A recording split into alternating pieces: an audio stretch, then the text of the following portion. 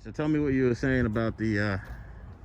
Give me the rundown on what you think of this car in general as you take the tape off, or you just came off the truck. That's how you know it's straight from the factory, baby. Yeah. I didn't even realize till just now that the SRT caps didn't come on. They're in there, but they're they got to put them on the car during the pre-delivery inspection and stuff. Oh, the wheel. Yeah, the SRT wheel caps. Yeah. But yeah, like I was saying, with this car, what's cool is that you can. I saw one with the side steps, right? Mm-hmm. And because you're not trying to be like this 4x4, everybody likes the lifted look or whatnot. Because if you get this right here, like a limited, first of all, I'm not a limited guy just because. The chrome ain't for me, especially if we're talking about taking it off road and stuff. It just doesn't go with the theme. But let's say it was a Trailhawk and not a limited. Mm-hmm. You get those Wrangler tires that kind of poke out to the fender flare, man, and give that aggressive look, mm-hmm. and kind of raised a little bit. And what I think Jeep does well that people don't even realize is like the body line is like this. Like that, when you try to level out that body line, the vehicle doesn't look as good. Look at the SRT, look how it's kind of canted right here. I mean, it's the same car, but this is on the hill, but look how much better it looks canted with the front a little lower than the back. Right. But to go back to what we were just talking about, is you're not trying to lift this vehicle like this. No. And to bring it to your point about, having older people getting in the vehicle. Yeah. Man, when I've seen one with the blacked out side steps on here, mm-hmm. and to your point, it looks okay on this vehicle because this is a sportier look, so it's meant to be kind of more low to the ground. Yes. So actually the daggone side steps kind of add to like the ground effects package as if it were like a side splitter, if you will. Right. But for you and the fam, that nice little step getting in here and then sliding and being able to use this as leverage a little bit, a side step. Yeah, and we'll that's still what look I'm good thinking on about. that. We'll still look good on that, man. I got a parent that's older. I got people that don't move as well in my family, and this would be if I want performance and practicality all in one, this is the SUV that I would be looking at. It is a niche vehicle. Right. And it's niche in the sense of you can't, because I was kind of making this mistake before we got on camera just talking about it, right? Because when I said, damn man, 75,000, do you get the freaking wide body Hellcat Charger? Or do you go with or do you, for the same daggone price, or do you get this, the 6.4 liter V8? And for me, it's a hard decision when you think of it in terms of how I was thinking of it, because it's like, well, damn, I got a 392 Scat Pack. Mm-hmm. I mean, yeah, you're getting all-wheel. You're getting a lot more for this car for sure. But if we're just talking about motor performance, it's the same motor. Yeah. So it's like, is that a lateral move? No, it's still a vertical move to go up to this car from that, because you still get the Alcantara roof. You get all, people, we don't have to go over everything. Yeah, but you get the panoramic sunroof. So you do get a lot more. I'm just thinking, if we're talking about spending that type of money, do you do the Hellcat? But here's the thing. You're getting all-wheel drive in this. Yeah. That's crucial. So if I'm anywhere in the country and I get stuck in a snowstorm, I'm good. Right? You get the panorama, you get the extra space, you get the performance. To me, you're getting a little bit more than a Scat Pack, which you get your regular Scat Pack. Oh, you get a lot more than a Scat Pack. Yeah. Sure. Now, if you're talking about Hellcat, that's if you want 700 horsepower. But then again, to the average person, where are you putting 700 horsepower down on? You're not doing it at all. And to be honest with you, with the cops cracking down now, because of the stupidity that we see with the Scat Packs, this is actually incognito, to be honest, right? That's what I'm thinking. This is going to be real incognito. And to be honest with you, do you want to be caught up in that crowd? Nope. And if I'm thinking, hey, I still want performance, but I want practicality, this is what I would be looking at. And tell your viewers too, I said niche vehicle. Right. Think about what you're comparing it to. Because I made a mistake of saying, oh, do you get this or the Hellcat, or do you get this? Don't look at it like that. Look at this as if, do you go out and get an X5? Do you go out and get the Mercedes ML320? Do you go out and get the Audi Q5? It's been over 100 grand. Or do you get this? Yeah. When you look at it in that comparison alone, this is going to win all day long, man. Yeah. As nice as BMW is, as nice as Mercedes-Benz is, as nice as the Audis are, I mean, the value is just garbage. Yeah. You can't even. Well, when the last time you seen one of these and I'm just one salesperson at one dealership, but when the last time you seen an SRT Grand Cherokee on my lot on the U side? I saw it last year. And it lasted 2 weeks. And I came to look at it. A week of that is because they had to freaking do the service work on the car Yeah. before we could sell it. Yeah. So when these things get put on the used car lot, they go. Yeah. You can't even get one. You can't even get one in this body style, and I mean like a 2015. So it's still kind of not the same body style. You know, it's a little different nuances. Mm-hmm. But you can't even get them less than 35,000, 40,000 right now. That's about what they're going for, and that's with about 60,000 miles. That's with 70, 80,000 miles. Can't even certify pre-owned it. You know, your warranty is your warranty left unless you buy something in the, unless you buy an extended agreement, right? Yep. And that's what they're going for. Mm-hmm. Now, adversely, I got a BMW X5 over there, 2017, bro, 2017, 2018, X5, X-Drive, the nice ones, 35 grand. Yeah, there's no way. There's no way. 28 grand, 35, I think one was 35, one was 28 grand, and they had, they didn't even have that many miles on them, to be honest with you, but that's the thing, but you pay for that car 60, 70,000, same thing as you would pay for this, and the depreciation after 3 years, we're in the low 30s. You buy this 2021 right now, and 3 years later, if this car we're asking what 75 for, not we're asking, that's the MSRP is 75. Right. 3 years from now, you'll be able to buy this car for every bit of 60. Somewhere around there, as long as the mileage is good. Well, you're assuming that because they'll be in high demand and we're already shifting over to the electrified vehicles. Very true. I'm speaking in old speak because now we're in the electric world. So 60, maybe 40, maybe about 50.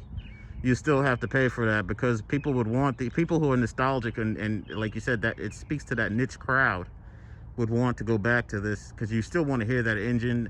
It's a select group of car enthusiasts that want practicality, want performance, that would still want to hear that engine, that would pay for that in an electrified environment, which is where we're heading right now. It's no way around that. No question asked about that, man. When I saw that Wrangler in there, you pointed that Wrangler, and I went over there and looked at it. I was like, yeah, this is the future. This is where they're going. That gas hybrid. Yeah. It's already here. It's not even, It's not like we're on the cusp being ready. No, it's here. It's here. And you see what you get out of that Wrangler too, right? So that Wrangler, if we're just talking about performance, right? You're looking at 370 horse, close to it, and you're looking at 375. 470 torque, I think. 475. It's 375 horsepower and 290 pounds of torque. No, torque is force. Are you sure? It's 290. I saw 290 on it. On the sticker? Yeah, and 375 horsepower. And it's getting 49 miles per gallon. And you can get 30 with the electric. Yeah. That's the most thing. Here's the drawback that we'll start seeing with it. And this might be beneficial to your, gas operators. If you bought that Wrangler right now, and it comes with a 110 volt battery. Right. Charger. If you plug that up in your house, brother, it's gonna take you 13 to 14 hours for that lithium-ion battery to charge. Now, if you get the supercharger, of course, it's 2 hours, right? But you gotta, that's extra money, and you don't get the supercharger with the car purchase, right?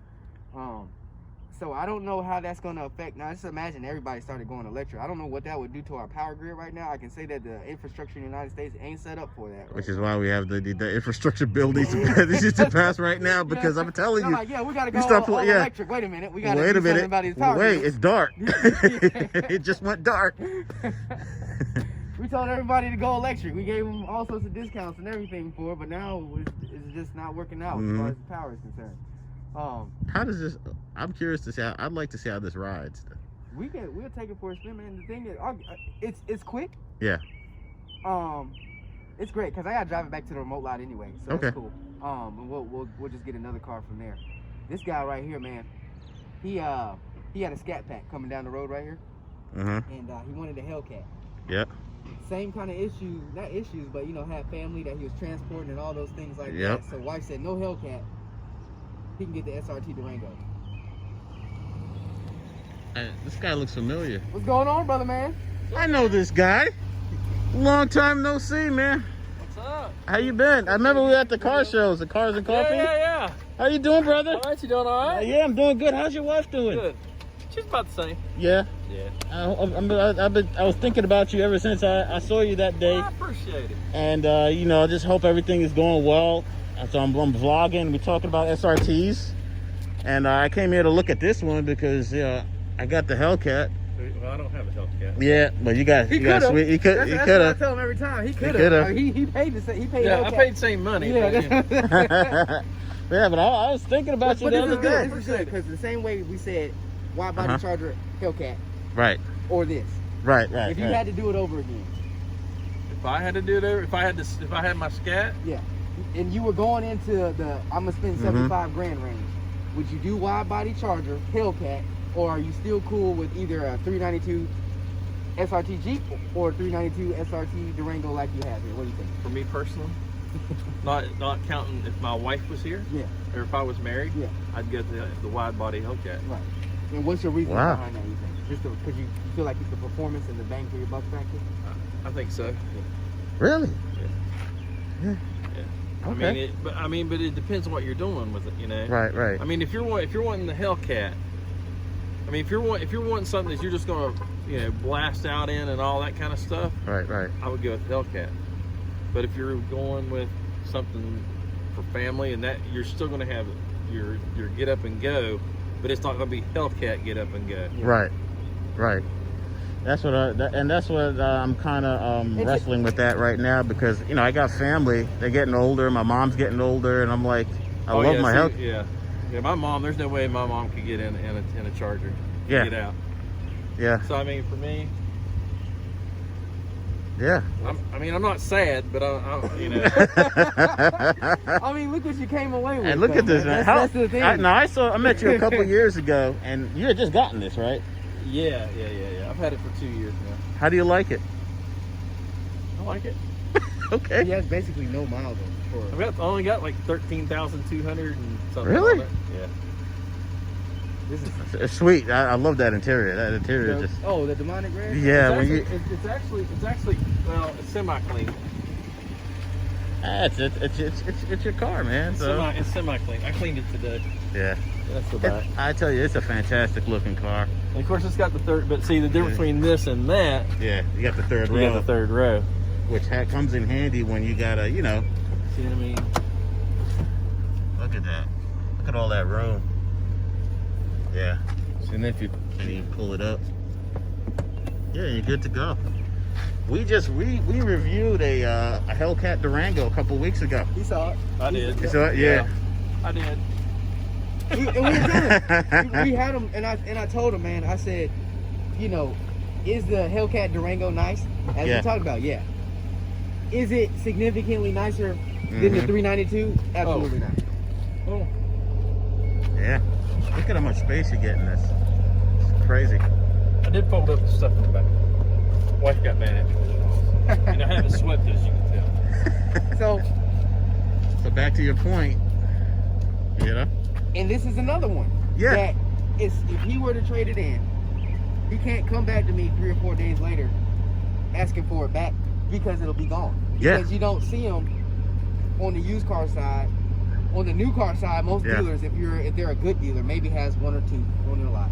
There's only one in the metro area that's new. It's in Salisbury. People have families, man, and once you taste that Scat Pack, 6.4, 485, 475 torque. Yeah. Once you taste that, it's real hard to go back, man. Let me put it to you this way. My wife said, I can't get a Hellcat, but she did say she would never go back to a 5.7.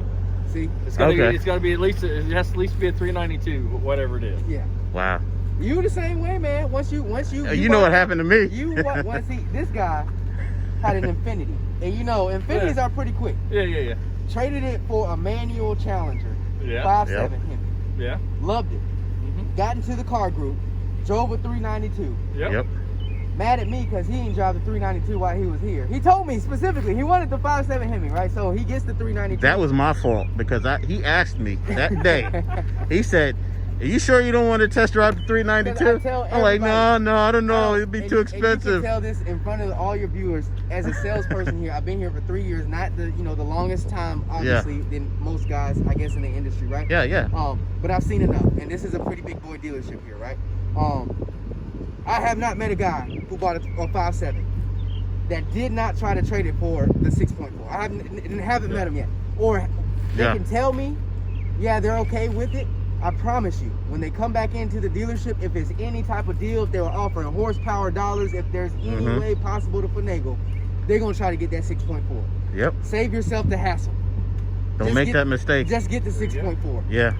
Yeah. You can argue that you don't need the Hellcat because, like you gentlemen said, you know, older, more mature. These are guys who own houses and have mortgages and stuff, and people to support now. They could have got the Hellcats. Both of you have a Hellcat. Could have got the Hellcat, but with family, like to your point, if you got older people trying to get in the car, maybe the Hellcat's not going to work for you. Because the wheelchair fits in there nice. You see. So you got to be practical about it too, man. You got to be practical about it too. Yeah. To your point, Will. Yeah, it's And this is it's a gorgeous. I mean, that black is just. You see the Ford Explorers all day long. You can get a Ford Explorer from me anytime you want. You can get a Toyota 4Runner with the third row anytime you want. You can get the BMW X5 anytime you want. These cars right here, you got to do some digging. Yeah. That car right there, you want it on the used car market. On the new car market, you got to do some digging, man, because people hold on to these that should let you know alone. Well, I've seen a lot of grandmothers with the WK1s. Okay. Yeah. They're driving. There was one I rolled up in the gas station about a year ago, and she came out with a WK1, played her lotto, and bumped out. Really? Yeah, a WK1. And you could tell she loved it because it was spot. They're so smart too with these cars because they're not cheap. They're not cheap, but they know. Once you taste that 6.4 liter juice, that you'll pay a little more, right? You'll pay a lot more. You'll pay Hellcat money to keep it. Yeah. To keep that power and performance. And I'm glad you came up today. If it was just me, and my wife was healthy, probably. Yeah. I would probably I would go with Yeah. Have you seen his Hellcat? He has got triple nickel. But wide body Daytona Charger. Oh, you got the 50th anniversary. Well, that's like the one that I had the guy up here buy when I should have bought his Hellcat, his green one. Yeah. Yep. Oh, that's what I'd do. Yeah. I mean, if it was me and you got family, I'd go with that. But if it was just you and your wife or whatever, and you want the fun, you want the stuff, I'd go with the wide body. So. Well, there you have it. So these are things you think about when you're buying these performance cars, man. But I tell you, I can't believe it's been 2 years. I bought me a new pressure washer the other day. So I got out.